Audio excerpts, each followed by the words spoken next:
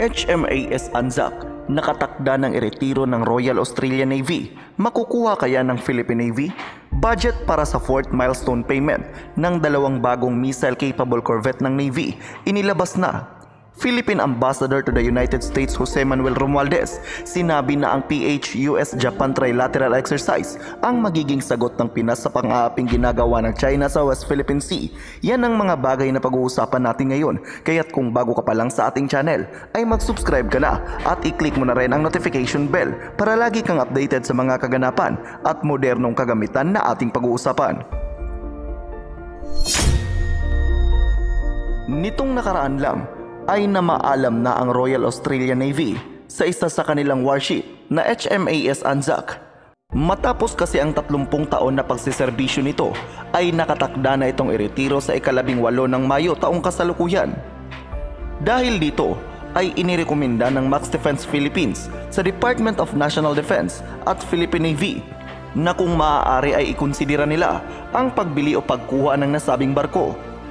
Ayon sa Max Defense Philippines, ay sulit pa nakuhanin ang HMAS Anzac sapagkat di hamak na mas bago at mas capable ito kung ikukumpara natin sa mga Pohang class corvette ng South Korea.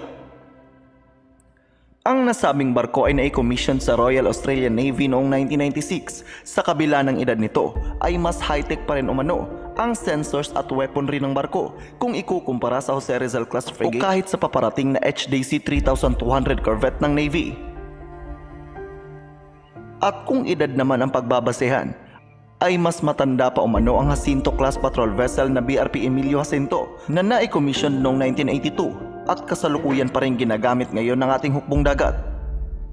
Dahil dito ay masasabi natin na hindi nalugi dito ang Philippine Navy kung makukuha nila ito sa tamang presyo. Ang HMAS Anzac ay armado ng 8 launchers for RGM-84 Harpoon anti-ship missiles, Mk-41 vertical launching system na kayang magkarga ng 32 Evolved Sea Sparrow missiles, 127mm main gun at iba pang mga secondary weapons. Noong 2015 ay sumailalim din sa anti-ship missile defense upgrade ang nasabing barko na kung saan ay mas high-tech na ang mga sensors at combat management nito. Subalit sa ngayon ay hindi pa klaro kung willing ba ang bansang Australia na i-transfer ang barko kasama ang mga modern na armas at sensors nito.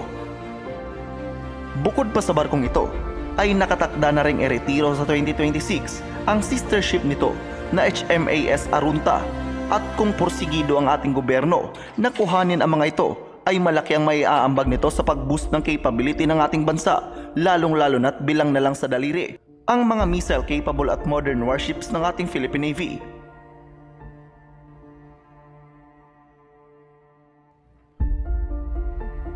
Samantala, nitong nakaraang araw lang din ay inilabas na ng Department of Budget and Management ang budget para sa 4th milestone payment ng mga missile corvette ng Philippine Navy.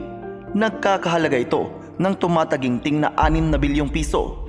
Sa mga hindi nakakaalam, ay bumili ng 2 missile-capable corvette ang ating hukbong dagat na nagkakahalaga ng 28 bilyong piso sa South Korean shipbuilder company na Hyundai Heavy Industry.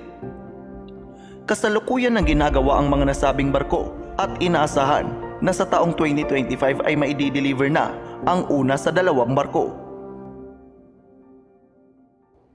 Sa ngayon ay umabot na sa halos 18.8 billion pesos ang naibayad ng gobyerno para sa nasabing proyekto. Umaasa naman ang Max Defense Philippines na sana ay madagdagan pa ang budget ng Department of National Defense sa susunod na taon upang mabayaran na ng gobyerno ang mga natitirang utang para sa mga military assets na nabili ng bansa at upang masimulan na rin ang Re-Horizon 3 ng ating AFP Modernization Program. Sa ating mga kaabante naman na nagtatanong patungkol sa BrahMos missile, ay sa ngayon ay wala pa tayong nakukuhang impormasyon patungkol dito. Sa huling ulat ay sinabi ng ilang mapagkakatiwalaang source na sa Marso darating ang unang batch nito. Subalit mapasa hanggang ngayon ay wala pa ring impormasyon kung nasa bansa na ba ang mga nasabing missile.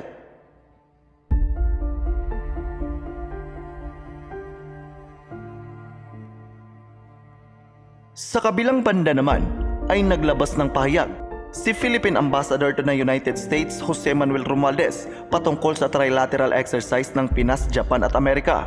Ayon dito ay pagpapakita umano ito ng pagkakaisa ng tatlong bansa laban sa mga foreign aggressors na maaaring magdulot ng gulo sa Indo-Pacific region.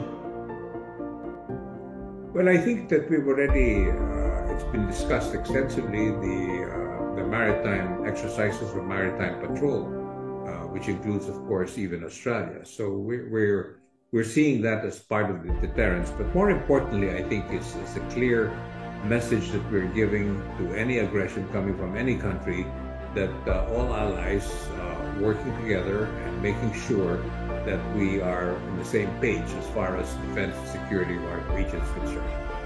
Thank you.